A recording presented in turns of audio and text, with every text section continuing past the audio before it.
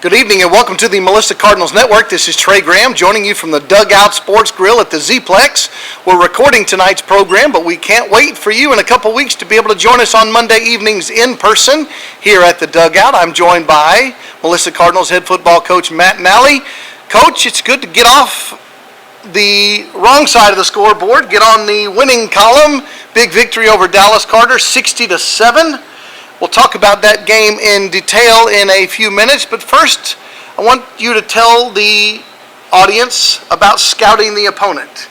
In the old days, you got in a pickup truck, you drove across Texas, you sent the junior high coaches to watch. It's a whole new world with technology.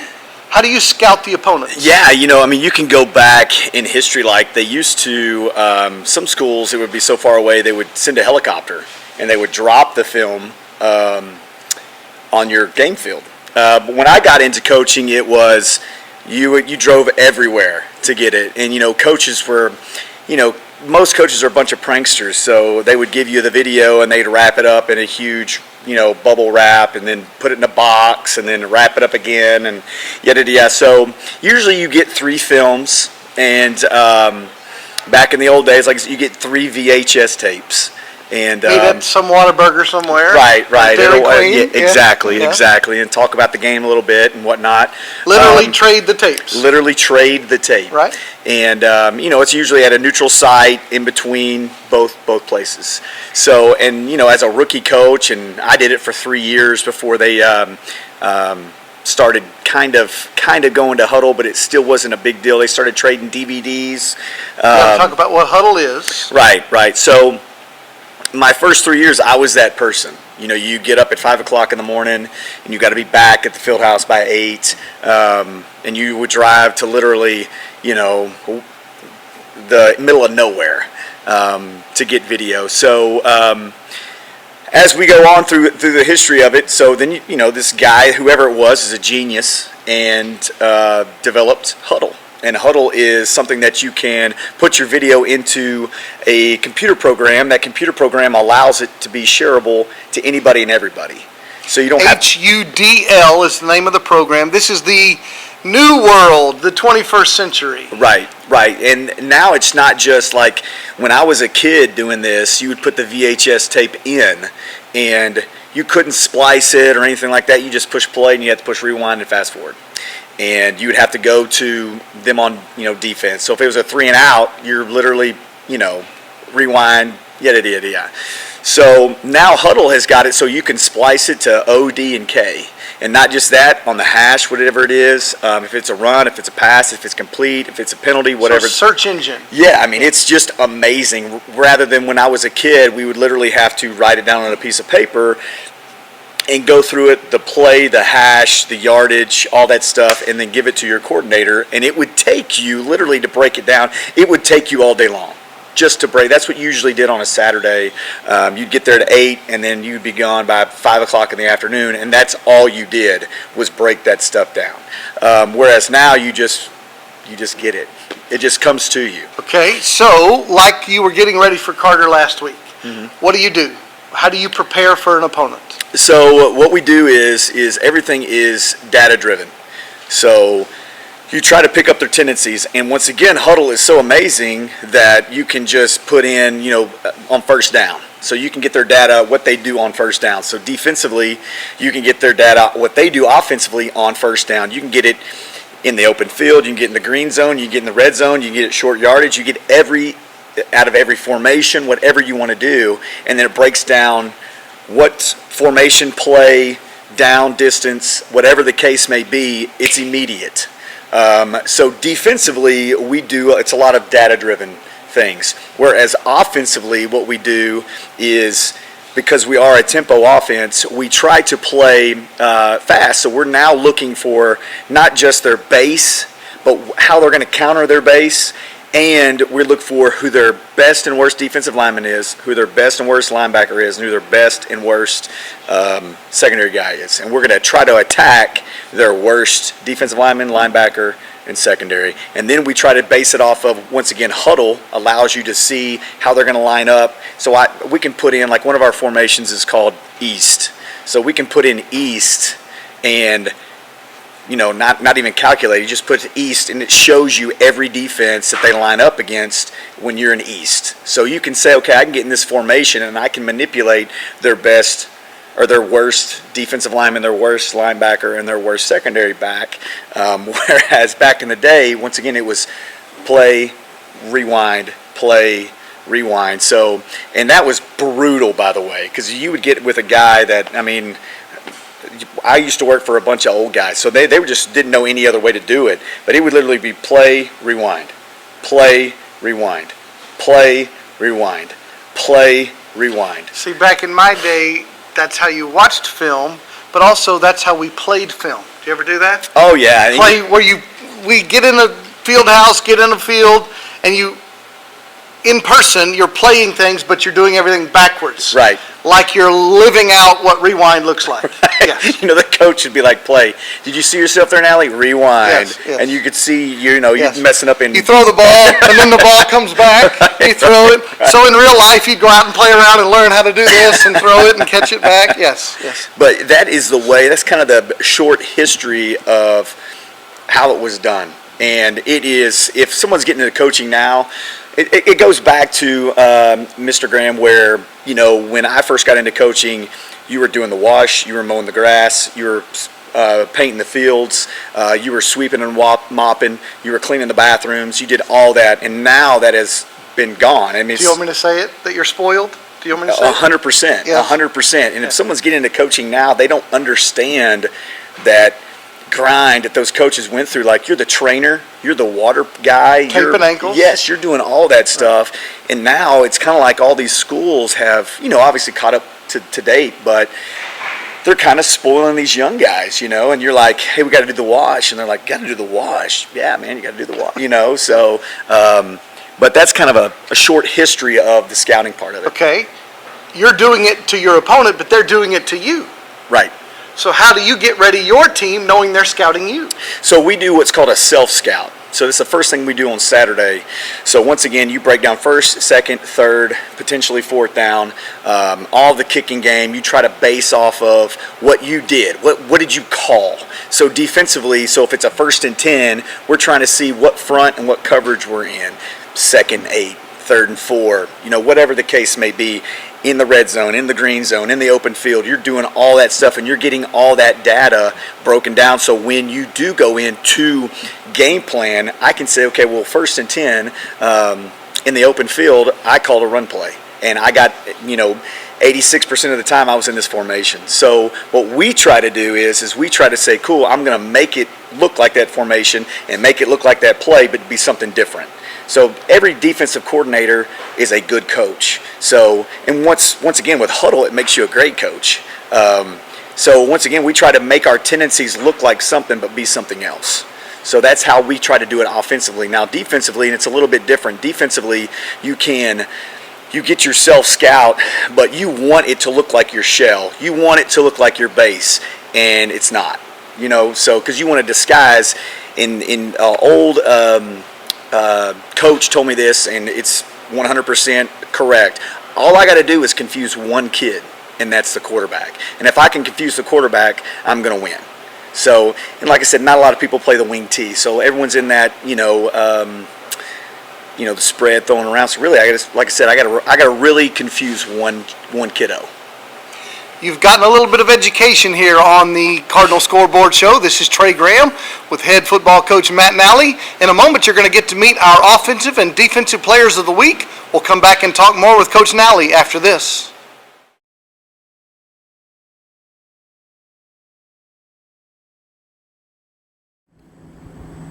Hi, this is Trey Graham. Just wanted to let you see the progress that's happening at the Dugout Sports Grill.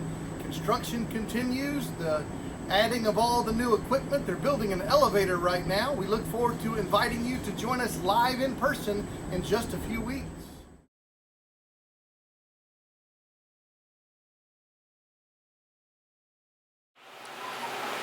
Welcome back to the Dugout Sports Grill. I'm joined right now by Caleb Otluski. He was our defensive player of the game in the big victory over Dallas Carter. Caleb, congratulations. Thank you. It's good to visit with you, talk about the game. You were chosen by both the coaches and by our broadcast player of the game for the defense. Why did you feel like you had a great game against Carter? I think my team and I think we all did what we needed to do to win the game. I think we all did everything fundamentally and got the job done. Okay, talk about what's your role on the defense as one of the linebackers. I think my role in the defense is to soon be a leader. Like, I'm a junior now, soon be a leader. Take over Kale's spot one day. You know, we got outside contain, and that's our job. And just get the job done and win games.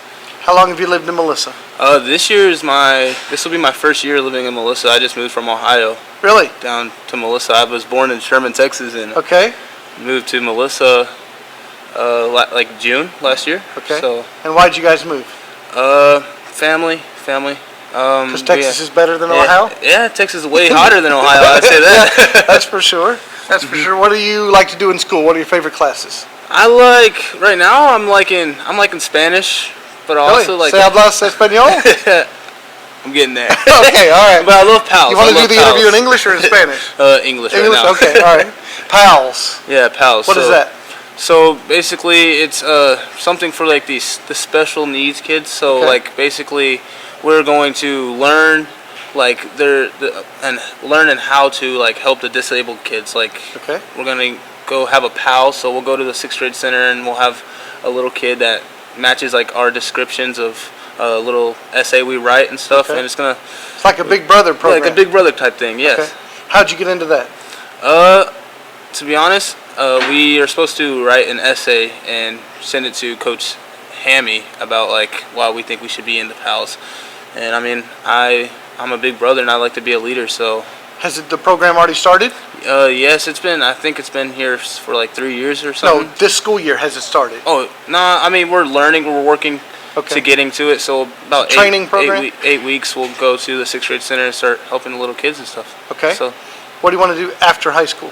I want to play football or baseball in college. Both? Yes, sir. Okay. And what do you do in baseball? What position? I play third base and pitcher. Okay. And what do you want to do in college with baseball? Right now I want to be two-way, but yeah, I want to see how it goes. Okay. All right. And tell us about your family. I have four siblings. I mean, it's 4 people in my household. I have a single mom and a little 4-year-old brother and a 14-year-old sister. Okay. And I mean, I'm trying to be a big brother to both of them. Sure. So I'm just trying to work on that. Tough start, 0-2, then a big win over Carter. What was it like to get on the right side of the scoreboard? I think it felt really good. It made me picture about like last year, how we won a lot and we all had a good bond together. I think if we just all keep working together like we should, I think we could start going on a roll like we should be. Good. Well, congratulations. You were our defensive player of the game in the win against Carter, so congratulations. Thank you. Caleb Otlewski, junior linebacker, joining us tonight, and congratulations to Caleb.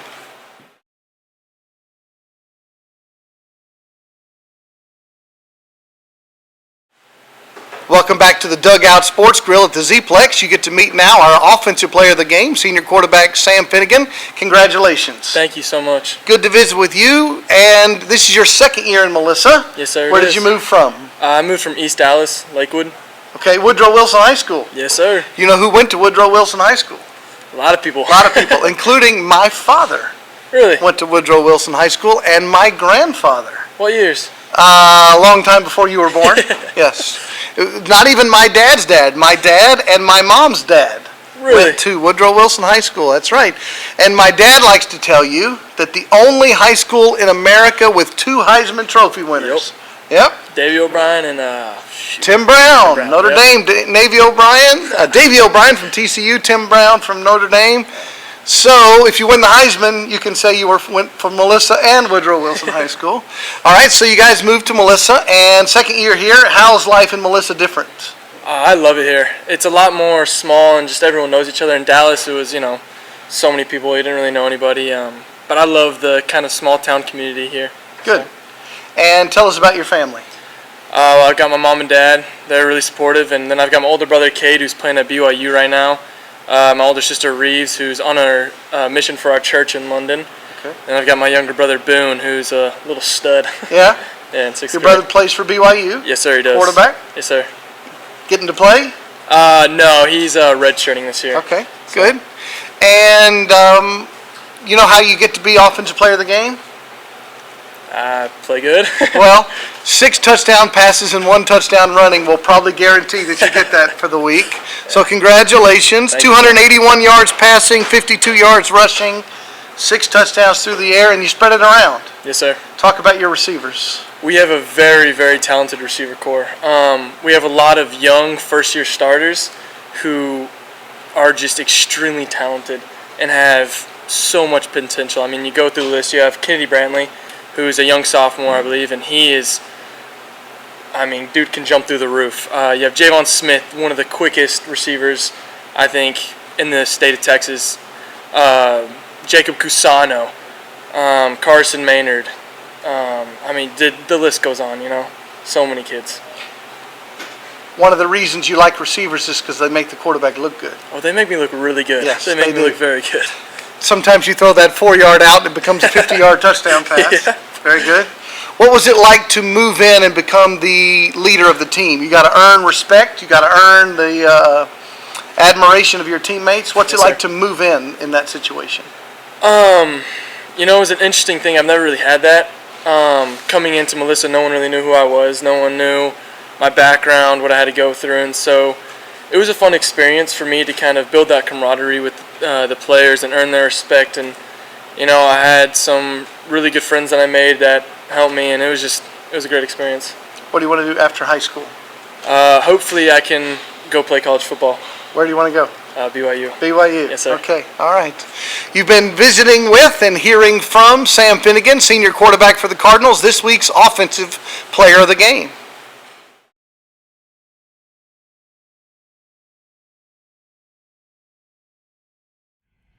Hey there, just wanted to show you the progress upstairs at the Dugout Sports Grill here at the Z-Plex. You're watching our Cardinal Scoreboard show recorded, but in a few weeks you'll be able to join us in person to have dinner together as a family, to watch us with our broadcast, watch your favorite games on television, enjoy great food and friends at the Dugout Sports Grill.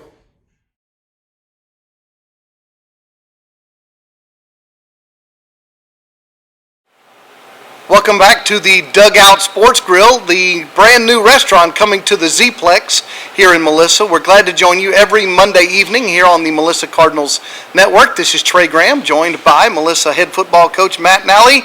Coach, the team got off to the wrong start. We have already talked about it. 0-2. You needed to get on the winning side, and you did. Big victory over Dallas Carter. Your JV squad won 42-0. Yes, Your sir. varsity team won 60-7, dominating on both sides of the football. Dallas Carter had negative total yards at halftime, barely got into the positive yards by the end of the game. So talk about what was the difference. Your team played a lot better. You felt a lot better. The result was better. What changed? Well, first I'd like to talk about my sub-varsities. My freshman and my JV teams are, they've impressed me the most. I have 2 freshman teams and I have a JV team, and those kids really battle and really grind throughout the week trying to get better. And not just that, it's a testament of our coaching staff and you know how important those kids are. So my JV's undefeated, and both my freshman teams are 1-1. So I'm really excited about both those group of kids. Really, to be honest with you, what changed was this: is we went from being extremely advanced in our schemes to not being extremely advanced. So, and what I mean by that is this: is we went from we skipped second, third, and fourth gear. We just went from first to fifth gear. In this past game? No. Okay, In the previous. two previous games, Okay. and we talked about youth and inexperience, and we're going to have to get to a point where youth and inexperience can't be our excuse anymore. It's going to have to be our strength, and the only way to make that our strength is we're going to have to condense things, and we're going to have to make sure those kids get really good at the basic stuff. So going into the Carter game, I stripped down the offense and I stripped down the defense. Our defense can stop the run. Okay, well, so what can we do in the back end to make sure those kids are successful in the back end? So we stripped our coverages. And then the same thing on the offensive side of it. We had some kids. Simplified. There you go. We simplified everything. I went back to,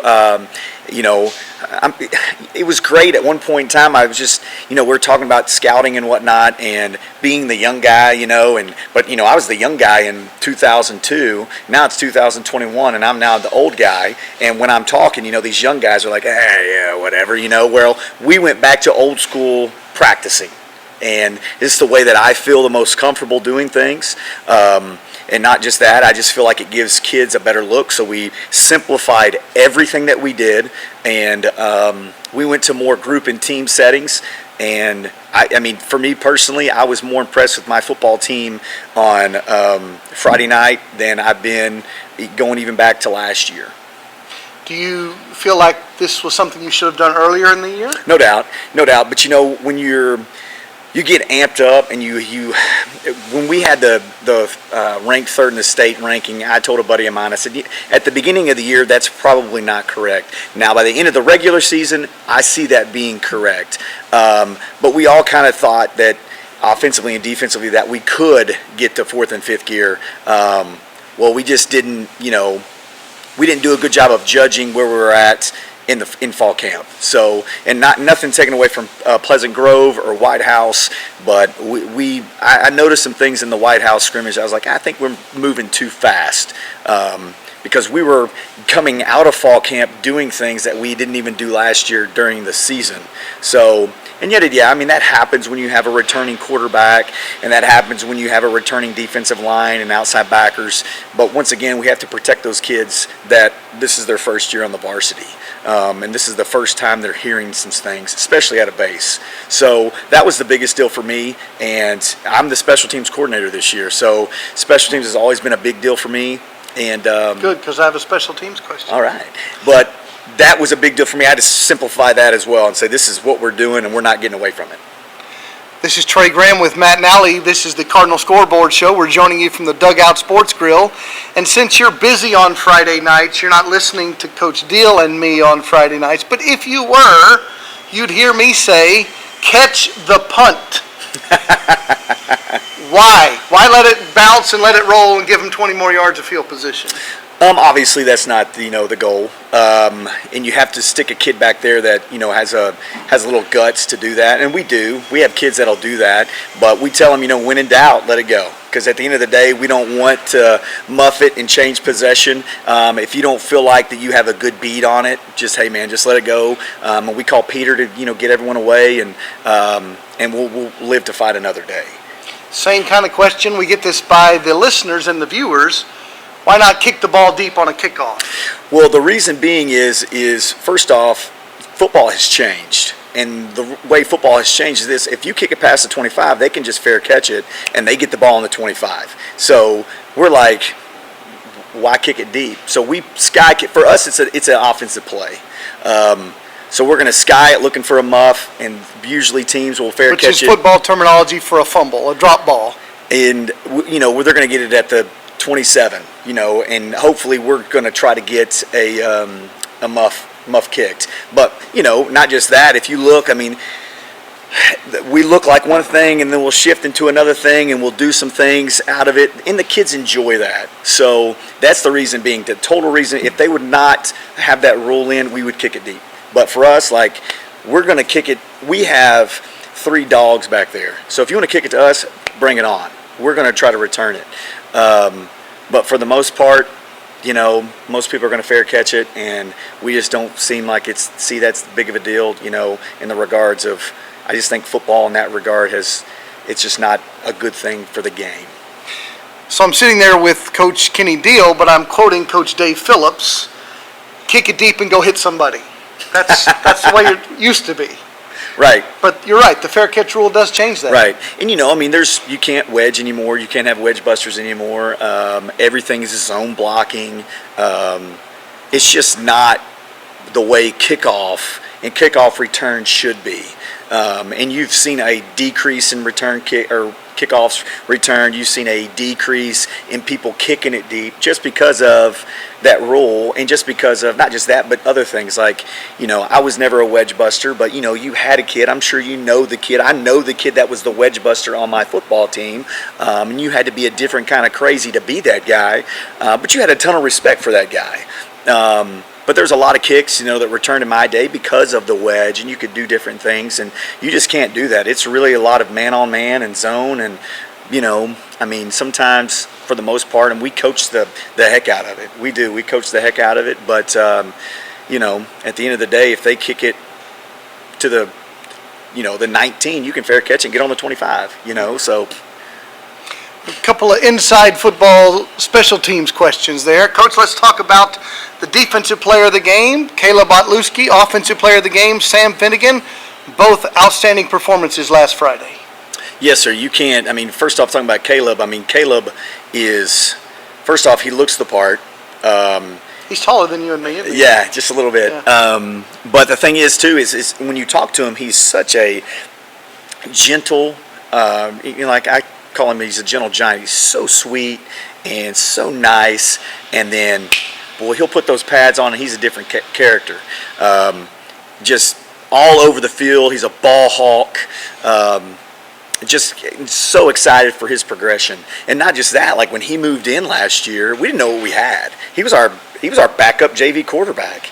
And he was in a scrimmage. Turned into something else. Right. He was in a scrimmage, and we were like, oh my gosh, this kid is killing people, So we ended up bringing him up and putting him at outside backer, and then that's history. And then with Sam needed that game. Sam had, first off, I'm going to be this way for as long as I'm a coach, and that is, to be the best, you got to beat the best. And we're going to be calloused going into district play. And I am not going to be that guy that's going to... We talked about it, the cupcake theory. Yeah, I'm not doing that. That's just not who I am. I'm going to play really good football teams. And if I get fired one day because of not winning enough games, that's fine. That's, like I said, that is not my philosophy. My philosophy is we're going to be battle tested before we get into district play, and it's about shining in the playoffs. And I want my team to be callous before we get to that point in time. It happens every year. I can bring up team after team after team. We can talk about Kennedale last year. They're 10-0. And their district was, just to be honest with you, the district's not very good. And they're in a situation where they have to come play us. And, things happen. And we're the best team that they played at that point in time. And I don't want that. I want to make sure that my team has played quality teams. And once we get into the playoffs, round 1, round 2, round 3, that's not the best team we've played all year.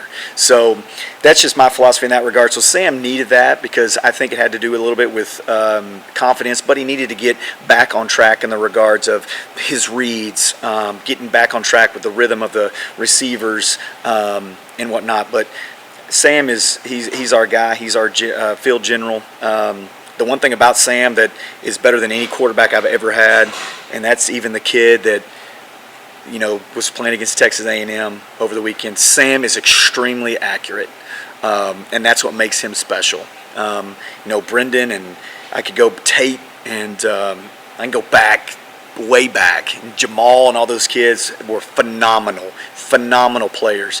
But Sam's the most accurate quarterback I've ever had. So let's talk about the Midlothian Heritage Jaguars. Pregame show on the Melissa Cardinals Network will begin Friday at 7 p.m., kickoff at 7:30. Back at the home field. It's good to be back home for a game. Talk about Midlothian Heritage. Everything's going to go through their quarterback. He's extremely a good player. Hayden Brown. Hayden Brown was the defensive MVP last year in their district as a sophomore. He played Mike Backer. Moved over to the quarterback position. Extremely tough. Agile, athletic. He just plays quarterback like a linebacker. And then their running back, number 3, is extremely talented, and they got one really big receiver on the outside, one really good, quick little receiver on the other side. Up front, they're pretty good up front. And then the defensive side of the ball, number 8 and number 9, their safeties are the kids that 9's my favorite football player. I love a safety that'll come and fit in the run game, and 8 will too, but 9 comes down with a fury. So they're a good football team. They do some different things special teams wise that, it's going to take us some time this week as we go through our game prep and practice how we're going to do things. They do the 2-kicker thing on kickoff, and they're going to do some fake punts and try to throw it to the center and things like that. So we've got to be prepped in that regard, and it's going to take some time. And he's a really good coach, and that staff does a really good job. So it'll be a fun game to be a part of, and we're excited to be a part of it. Last question. What's the situation with COVID right now statewide? Melissa ISD, your team, what's the effect of COVID right now? Well, I'm going to knock on wood. We haven't had COVID on our team. I was very fortunate last year to get it during fall camp, and then we didn't have another issue with it on our varsity. This year, the same situation. I've had a couple kids get it on my varsity, but no close contact, anything like that. But they did test positive. When it comes to the state of Texas, I don't know that answer. I can tell you this, that quite a few games around the state have been canceled so far. Right. I don't know the answer to that, and my mom asked me that question over the weekend, and I don't know because back in East Texas, it's turned into an epidemic. It is out of control. So I don't know how that works. In Melissa, I've been assured by my athletic director that if we were to get shut down, we would still practice and play football. So if the classes go online? If the classes go online, yes, sir. You've been watching the Matt and Allie portion of the Cardinal Scoreboard show. I do invite you and your family to worship with us this Sunday morning at First Melissa. You join us Friday nights for the broadcast. You can join us Sunday mornings for church services in person, 9 a.m. or 10:15 a.m. Online worship every Sunday at 11:30 a.m. Go to firstmelissa.com to find out more. Please join us this Friday for the broadcast, 7 o'clock pregame show, 7:30 kickoff. Go to YouTube, search for Melissa ISD, download the Mixler app, listen to the audio broadcast. We love having you join us. Thank you for spending your time with us. We'll see you next time. This is the Cardinal Scoreboard show from the Dugout Sports Grill.